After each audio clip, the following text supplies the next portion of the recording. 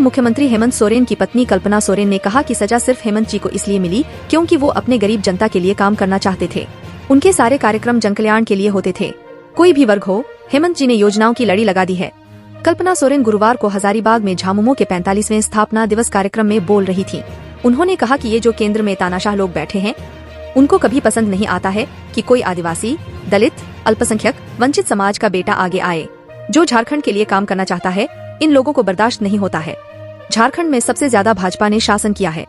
आज जब एक आदिवासी मुख्यमंत्री बन गया और झारखंड की जनता के लिए काम करने लगा तो ये लोग सोचने लगे कि ये तो बोका है, इससे कुछ नहीं होगा, आदिवासी का बच्चा है, इसे क्या समझ में आएगा।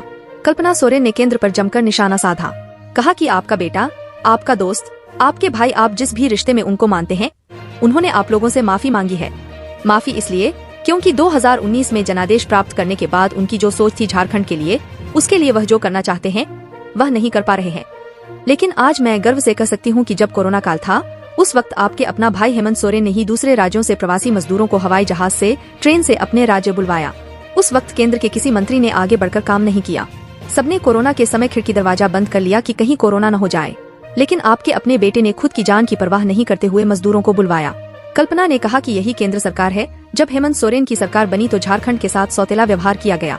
जहां गैर भाजपा शासित राज्य है, वहां सारी योजनाएं लागू होती थी। पूर्व की भाजपा सरकार में सारे पैसे खत्म हो गए। कहाँ गया पैसा, अभी तक पता नहीं चला। ये लोग कहते हैं कि हमने 5 साल पूरा किया, लेकिन हम कहते हैं कि इस 5 साल में आपने क्या किया? कभी यहाँ के लोगों के बारे में सोचा? ये भाजपा वाले देश में सिर्फ एक ही नेता रहने देना चाहते हैं। भाजपा वाले देश में सिर्फ एक ही पार्टी चाहते हैं। देश में सिर्फ व्यापारियों को आगे बढ़ाना चाहते हैं।